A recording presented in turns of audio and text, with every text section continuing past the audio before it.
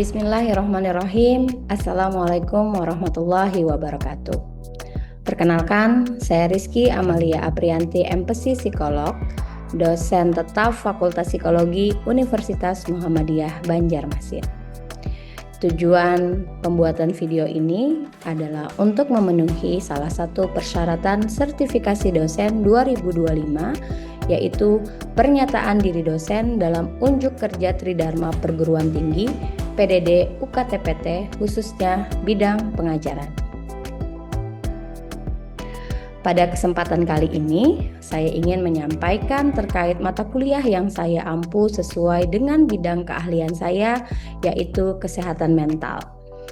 Mata kuliah ini ditujukan kepada mahasiswa semester 4 dengan bobot MK 4 SKS dan kode mata kuliah 21 PESI 4018.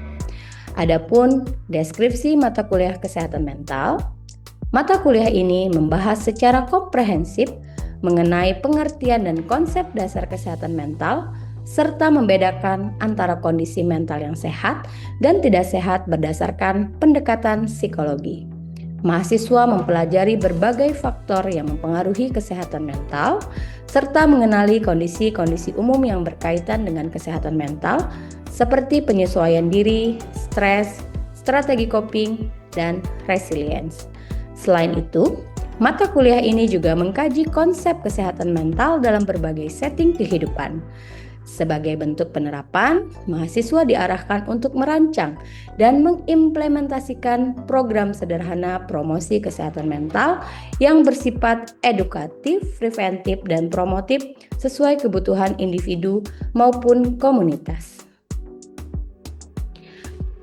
Adapun luaran dari mata kuliah ini adalah mahasiswa membuat poster promosi kesehatan mental, artikel publikasi di media massa, dan melaksanakan program preventif pada masyarakat. Capaian pembelajaran mata kuliah CPMK Kesehatan Mental, CPMK 1, mahasiswa mampu menjelaskan pengertian dan konsep dasar kesehatan mental. CPMK 2, mahasiswa mampu menganalisis kondisi kesehatan mental beserta faktor-faktor yang mempengaruhi. CPMK 3, mahasiswa mampu mengimplikasikan kesehatan mental dalam berbagai setting. CPMK 4, mahasiswa mampu merancang dan mengimplementasikan program sederhana untuk promosi kesehatan mental. Mata kuliah ini diselenggarakan 16 kali pertemuan tatap muka, 14 kali pertemuan materi, dan 2 kali pertemuan UTS dan UAS. Penyelenggaraan pembelajaran mata kuliah kesehatan mental dirancang dengan menggunakan 3 komponen proses pembelajaran, yaitu delivery, interaction, dan assessment. Pada aspek delivery, untuk mendukung pemahaman mahasiswa, saya menggunakan metode ceramah. Selain itu, saya juga membagikan RPS dan juga materi pembelajaran yang dapat diunggah langsung oleh mahasiswa melalui sistem e-learning, Sistem Informasi Akademik Universitas Muhammadiyah Banjarmasin. Pada aspek interaction, pada mata kuliah ini melibatkan komunikasi dua arah antara dosen dan mahasiswa untuk mendorong keaktifan mahasiswa melalui diskusi, collaborative learning. Sedangkan pada aspek asesmen, saya melakukan penilaian, baik itu penilaian asesmen formatif dan juga asesmen sumatif. Asesmen formatif berupa tugas individu, tugas kelompok, dan juga kuis. Sedangkan asesmen sumatif berupa penilaian UTS dan juga UAS. Adapun komponen penilaian tugas dengan persentase 30%, UTS 30%, dan UAS 40%. Metode pembelajaran yang saya gunakan yaitu collaborative learning, discovery learning, dan juga project based learning. Berikut video pembelajaran mata kuliah kesehatan mental pada pertemuan kedua dengan materi definisi, ruang lingkup, dan fungsi kesehatan mental. Selamat menyaksikan. Bismillahirrahmanirrahim. Assalamualaikum warahmatullahi wabarakatuh. Waalaikumsalam warahmatullahi wabarakatuh. Selamat siang. Oke, senang sekali ya ketemu teman-teman lagi. Hari ini kita masuk ke pertemuan kedua. Bagaimana nih kabarnya hari ini? Baik. Alhamdulillah baik. Baik, kalau di pertemuan sebelumnya kita membahas mengenai apa itu pengantar dari kesehatan mental. Nah, hari ini kita akan melanjutkan perkuliahan kembali.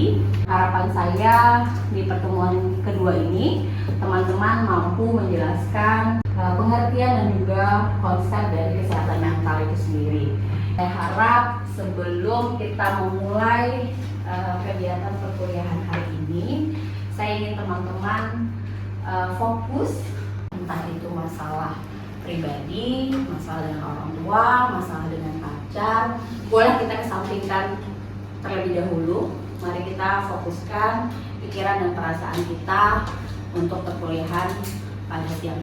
Oke teman-teman, sebelum kita mulai perkuliahan pada siang hari ini, marilah kita berdoa terlebih dahulu sesuai dengan agama dan kepercayaan kita masing-masing. Berdoa dimulai.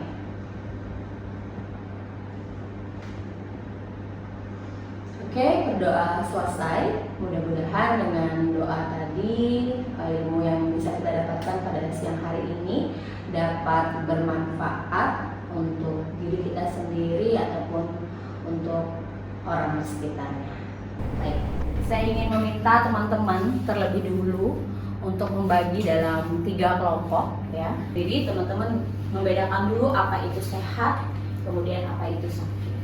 Kemudian setelah itu silakan teman-teman mendiskusikan apa itu karakteristiknya, teknologi dengan sebaik mungkin, tapi juga jangan sembarangan ya teman-teman. Jadi carilah informasi yang relevan. Ibu, kalau definisinya dari jurnal yang ini bagaimana? Oke, boleh. Nanti boleh didiskusikan lagi dari hasil jurnalnya ini seperti apa ya. Ibu. Masih Ibu. Oke. Jadi kamu nyari karakteristiknya. Aku nulis definisinya. Terus fungsinya Aulia yang nyari. Iya. Udah bisa dituliskan. Iya, ditulis. Ibu, sebelum saya jadi tanya, kan sekarang banyak buku yang bisa diakses dari online secara dari handphone. Apakah itu juga bisa sebagai referensi? Oh, boleh banget ya. Dan ibu kan sebenarnya juga banyak ya bisa diakses dengan pun, tapi kita juga di universitas kan sebenarnya difasilitasi juga di perpustakaan. Nanti kalau misalnya bingung akses di perpustakaan kan kita punya buka baca universitasnya, boleh kita tanya dengan beliau. Oke, sama-sama. Oke, tadi kan kita sudah dikasih tahu sama ibu terkait untuk mendiskusikan bagaimana kesehatan mental sendiri, mulai dari definisi, terus juga ada ruang lingkup, ada fungsi, dan juga ada karakteristik. Kalau mau teman-teman, itu gimana tuh untuk definisi kesehatan mental sendiri? Ini punya kemampuan beradaptasi gitu nggak sih? Oke. Sudah selesai? Sudah. Oke, gimana diskusinya? Oke, sudah selesai. Kalau sudah selesai, boleh teman-teman balik kembali ke kursi semula ya. Mari kita diskusikan bersama-sama apa yang sudah teman-teman tadi diskusikan ya. Oke teman-teman, sesi diskusinya sudah selesai. Saya minta perwakilan dari masing-masing kelompok untuk maju ke depan untuk mempresentasikan hasil diskusi yang tadi. Oke, kita mulai mungkin dari kelompok 1 ya. Silahkan untuk maju ke depan untuk mempresentasikan mengenai tadi apa bedanya sehat dan sakit. Silahkan untuk maju ke depan. Siapa nih yang mewakili? Silahkan maju. Baik Ibu, dari di sini mewakilkan dari kelompok 1. Dari hasil diskusi kelompok kami, sehat itu adalah keadaan dinamis di mana individu menyesuaikan diri dengan perubahan-perubahan lingkungan internal dan eksternal untuk mempertahankan hidup. Kalau untuk yang sakitnya, Sakit itu suatu keadaan yang tidak menyenangkan yang menimpa seseorang sehingga menimbulkan gangguan aktivitas sehari-hari, baik aktivitas jasmani, rohani, dan sosialnya, Ibu. Oke, terima kasih Kak Riza. Silahkan kembali. Terima kasih, Bu. Duduk.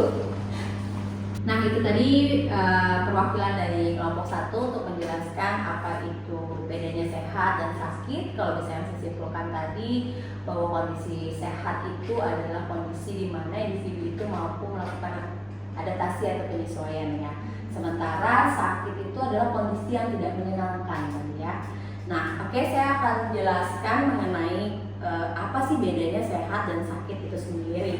Nah, kalau sehat itu adalah keadaan yang sempurna, baik fisik, mental, sosial, dan tentunya terbebas dari penyakit atau cacat. Dan ini adalah menurut definisi dari WHO.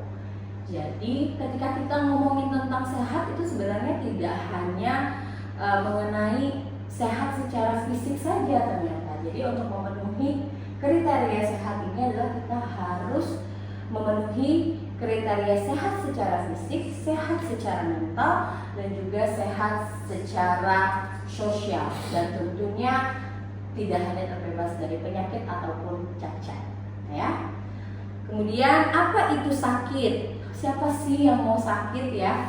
Pastinya sakit itu adalah kondisi yang sangat tidak menyenangkan. Mungkin kalau saya pribadi saja, kalau sakit itu kayaknya, apalagi kalau demam gitu ya, atau saya punya riwayat tipes gitu, kayaknya tuh kayak aduh lelah banget, capek banget, kondisi itu sangat tidak enak, nafsu makan terganggu, tidur terganggu ya.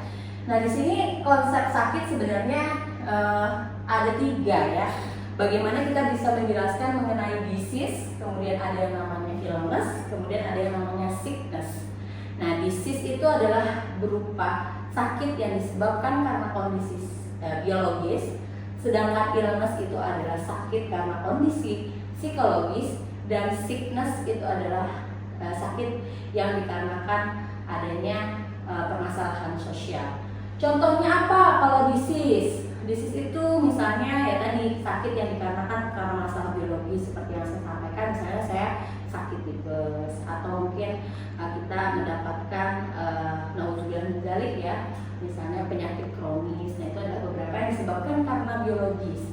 Kemudian ada illness, itu adalah sakit yang dikarenakan karena permasalahan psikologis ya. Bisa itu karena psikosomatis, misalnya mungkin teman-teman banyak yang psikosomatis gitu, aduh takut mau ujian sama Ibu Kiki gitu ya. Ada yang sakit perut, diare ya, itu bisa karena permasalahan psikologis.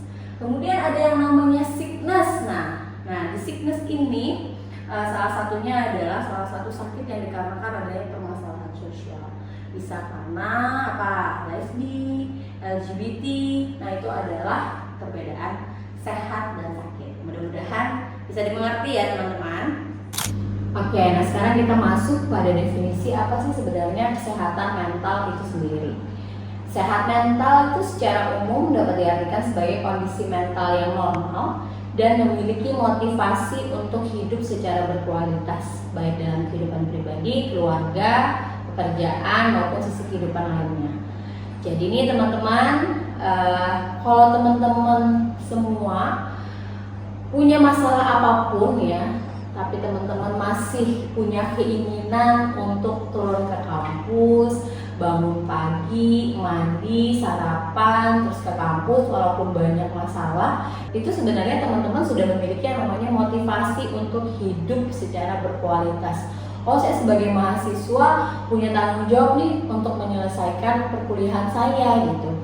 Nah, sehingga tergairah atau terdorong lah teman-teman, walaupun tadi seperti yang saya sampaikan mungkin kita punya masalah gitu ya, apakah itu masalah pribadi atau lainnya, tapi ternyata masih ada gairah kita untuk mencapai tujuan hidup kita atau tujuan teman-teman untuk menyelesaikan kuliah dan mendapatkan tujuan hidup yang berkualitas. Nah, itu sebenarnya sudah salah satu masuk dari tanda-tanda orang yang memiliki atau karakteristik dari orang yang sehat mental itu sendiri. Nah, jadi definisi atau ketika kita mau membahas tentang kesehatan mental, itu bagaimana kita memikirkan, merasakan, dan melakukan berbagai situasi kehidupan yang kita hadapi sehari-hari. Bagaimana kita memandang diri sendiri, kehidupan sendiri, dan orang lain, dan bagaimana kita mengevaluasi berbagai alternatif dalam mengambil keputusan ya. Kemudian secara sederhananya, kesehatan mental itu bisa kita artikan ketika seseorang itu terhindar dari gejala-gejala gangguan atau penyakit jiwa. Itu juga salah satu karakteristik dari mental yang sehat ya. Ketika kita ketika tidak hadirnya disorder atau gangguan masalah psikis gitu ya, maka itu sebenarnya sudah menandai bahwa dia memiliki mental yang sehat. Kemudian tadi seperti teman-teman yang diskusikan dari 3 kelompok ya, bahwa salah satunya adalah orang yang sehat, atau teman-teman mendefinisikan tentang orang yang sehat itu adalah yang mampu untuk menyesuaikan diri gitu. Jadi dalam situasi apapun, misalnya teman-teman nih pada saat kuliah dihadapkan pada berbagai situasi ya, entah itu situasi di kampus, kemudian menghadapi berbagai macam tipe dosen, belum lagi organisasi gitu ya. Teman-teman akan menemui berbagai karakteristik orang-orang seperti apa. Tapi ketika teman-teman mampu untuk menyesuaikan diri di berbagai situasi, itu juga adalah salah satu ya orang yang mencapai yang namanya sehat mental. Kemudian dapat memanfaatkan segala potensi yang ada semaksimal mungkin ya. Jadi seperti di awal sekali tadi kita sampaikan bahwa kunci dari kesehatan mental itu adalah mengenali diri ya. Jadi saya sering gitu ya ketika melakukan wawancara ya, seleksi atau apapun itu, banyak sekali yang belum kenal dengan diri mereka, bagaimana kelebihan dan kekurangan. Bahkan mereka lebih banyak untuk menceritakan kekurangan mereka dan tidak sadar bahwa mereka memiliki kelebihan. Nah, orang yang sehat mental atau orang yang dapat dikatakan sehat mental itu salah satunya adalah bagaimana dia bisa memanfaatkan segala potensi yang ada pada dirinya semaksimal mungkin. Dan tentunya membawa kepada kebahagiaan bersama serta tercapainya keharmonisan jiwa dalam hidup. Jadi kalau kita ya namanya bahagia itu pasti ada sedihnya juga, tapi itu adalah hal yang lumrah dalam hidup. Tapi ketika kita bisa tertawa, kita bisa bersosialisasi, kemudian kita bisa hidup dengan harmonis ya, selaras sebagai seorang mahasiswa dengan dosen, kemudian teman-teman bagaimana berinteraksi dengan teman-temannya, kemudian bagaimana bisa tetap berinteraksi dengan keluarga walaupun mungkin ada di perantauan ya. Nah, itu juga salah satu bagian dari sehat mental itu sendiri. Oke, sekarang silahkan untuk kelompok 2 atau perwakilan dari kelompok 2 ya untuk mempresentasikan mengenai karakteristik sehat mental. Silakan. Oke, baik Ibu, perwakilan dari kelompok 2 yang akan menjelaskan hasil diskusi kami yang mengenai karakteristik pribadi mental yang sehat. Jadi yang kami dapat itu individu mampu mengelola stres yang pertama, kemudian kemampuan dia akan beradaptasi. Jadi mereka itu bisa beradaptasi dengan perubahan dan juga berbagai situasi dengan fleksibilitas. Kemudian adanya keseimbangan emosi, kemudian pemikiran positif, kemudian hubungan sosial yang baik. Mereka juga memiliki rasa percaya diri yang cukup dan punya rasa tanggung jawab. Mungkin seperti itu dari kelompok 2. Oke, terima kasih. Tepat sekali ya apa yang tadi sudah disampaikan. Tadi saya menangkap ada beberapa karakteristik dari sehat mental yang disampaikan. Tadi diantaranya bagaimana kemampuan dalam adaptasi di berbagai situasi, kemudian bagaimana bisa berpikir positif, kemudian bagaimana bisa mengontrol emosi dengan baik, dan bagaimana berinteraksi dengan baik di kehidupan sosial. Terima kasih, boleh kembali ke tempatnya dan akan saya bahas kembali mengenai karakteristik sehat mental tersebut. Silakan. Oke, sekarang kita masuk membahas mengenai karakteristik mental yang sehat. Nah, tadi juga dari definisi juga bisa kita lihat ya, sebagai salah satu karakteristik dari mental yang sehat itu yang utamanya adalah bagaimana dia bisa terhindar atau bebas dari yang namanya gangguan jiwa ataupun penyakit jiwa. Tadi juga seperti yang disampaikan teman-teman gitu ya, tepat juga bahwa ketika seorang tersebut dapat menyesuaikan diri di berbagai situasi, itu juga menandai bahwa itu salah satu diantaranya dari karakteristik mental yang sehat. Kemudian mengembangkan potensi semaksimal mungkin, kemudian tercapainya kebahagiaan pribadi dan juga orang lain. Jadi kalau kita bisa membawakan kebahagiaan untuk diri kita sendiri, itu pasti akan menular ke orang lain. Jadi start dulu untuk bisa bahagiain diri sendiri gitu ya, baru kita akan bisa menularkan kebahagiaan itu untuk orang di sekitar kita. Kemudian ada juga yang membahas mengenai 8 kriteria jiwa yang sehat ya. 1, mampu belajar dari pengalaman ya. Ya, pasti kita semua punya pengalaman di masa kecil atau di masa lampau, baik itu pengalaman yang menyenangkan ataupun pengalaman yang tidak menyenangkan. Kalau teman-teman, kalau saya sih di zaman saya tuh ada buku Sidu ya. Jadi di dalam notes di bawah bukunya itu, di lembaran-lembaran bukunya ada bilang the best teacher, experience is the best teacher. Sorry agak lupa. Experience is the best teacher. Jadi sebenarnya pengalaman itu adalah guru yang terbaik ya. Tapi bagaimana kita bisa mengevaluasi pengalaman yang sudah kita lalui. Kalau kita terlalu mundur ke belakang, susah move on ya, itu juga takutnya nanti bukan masuk ke dalam kriteria kesehatan mental. Jadi orang-orang yang mampu belajar dari pengalaman ya, itu adalah salah satu karakteristik mental yang sehat. Kemudian lebih sering memberi daripada menerima ya.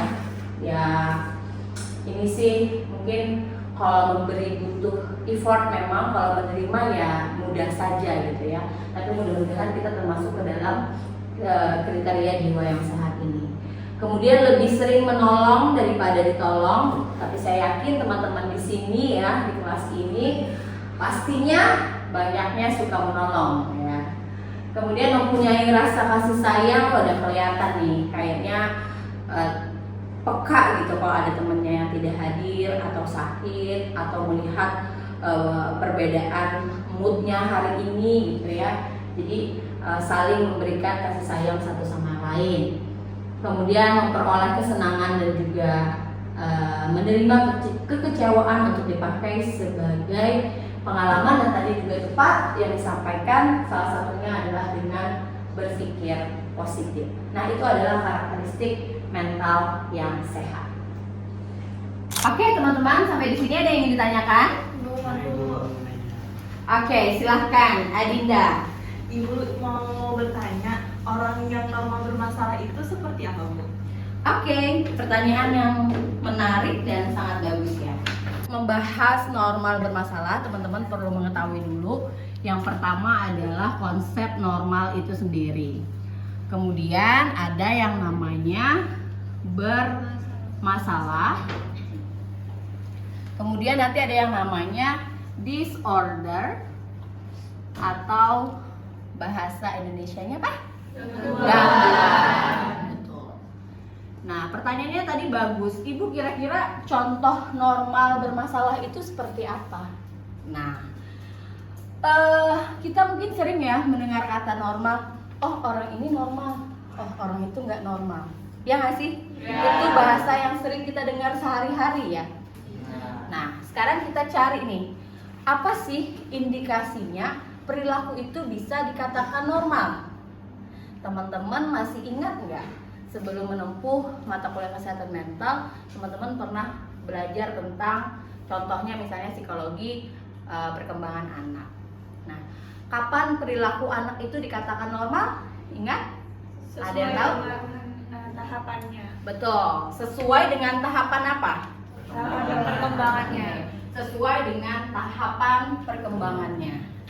Nah, kita perlu mengetahui bagaimana konteks perkembangan di sepanjang rentang kehidupan untuk melihat apakah dia termasuk ke dalam kategori normal atau Tidak. Jadi normal itu adalah dikatakan ketika dia sesuai dengan tahapan perkembangannya. Tadi betul. Misalnya contoh sederhana, mungkin kalau kita ngomongin tentang definisi bla bla bla itu saya yakin banyak referensi yang bilang seperti itu, apa itu normal dan lain-lainnya.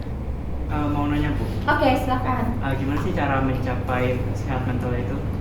Oke, bagaimana mencapai kesehatan mental? Pertanyaan yang sangat menarik. Kenapa kira-kira pertanyaan ini menjadi menarik? Karena itu penting. Oke, karena itu penting ya. Seperti yang kita pelajari juga, dan masalah mental health itu memang yang sudah sering banyak diperbincangkan, dibicarakan, didiskusikan, bahkan diteliti.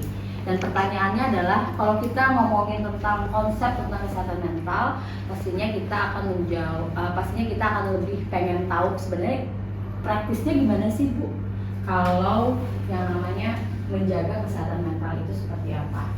Nah, dari yang teman-teman sudah pelajari, konsep dari kesehatan mental itu sendiri adalah bagaimana seseorang tersebut dikatakan sehat tidak hanya secara fisik, tapi juga secara psikis, kemudian biologisnya oke ya, fisiknya oke, kemudian psikisnya oke, dan kemampuan sosialnya oke. Berarti hal yang paling utama yang perlu kita persiapkan adalah fisik kita. Seperti yang kita pelajari tadi, bagaimana hubungannya antara sehat sakit dan apa relevansinya sehat fisik dan sehat mental.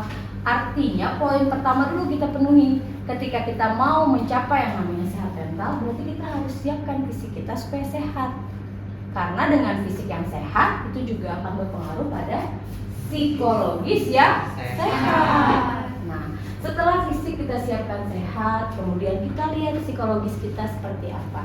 Bagaimana sih kita bisa mencapai, bagaimana kemampuan berpikir kita yang baik, bagaimana kita bisa mengontrol perasaan kita, dan bagaimana kita bisa memunculkan perilaku yang tepat dan sesuai dengan norma.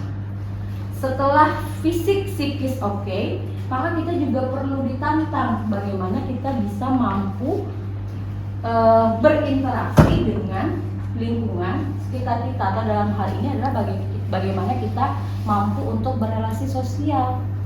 Berarti ada poin-poin yang perlu kita capai untuk bisa menjaga yang namanya sehat mental. Bagaimana Ufi? Apakah yang saya jawab bisa dimengerti? Saya Bu, terima kasih. Oke, teman-teman, dari yang sudah kita diskusikan secara bersama-sama, kemudian dari apa yang sudah teman-teman pelajari ya, kita bisa simpulkan ternyata pertolongan pertama yang bisa dilakukan untuk menjaga kesehatan mental itu adalah sangat simpel. Dan ini mungkin trending ya di TikTok ya. Listen, don't judge, dan tentunya giving support dan juga membutuhkan professional help ya kalau memang permasalahan itu tidak bisa kita selesaikan. Silahkan teman-teman scan saja barcode di depan ya, santai saja, tidak usah tegang ya. Ini untuk mengukur saja sejauh mana teman-teman memahami dari apa yang sudah kita diskusikan pada hari ini. Terima kasih banyak atas kerjasamanya dan juga atensinya pada pertemuan hari ini. Senang sekali membersamai teman-teman. Sampai ketemu lagi di minggu depan. Mudah-mudahan dengan semangat yang sama. Saya tutup perkuliahan hari ini dengan mengucapkan Alhamdulillahirabbil alamin. Alhamdulillahirabbil alamin. Assalamualaikum warahmatullahi wabarakatuh. Waalaikumsalam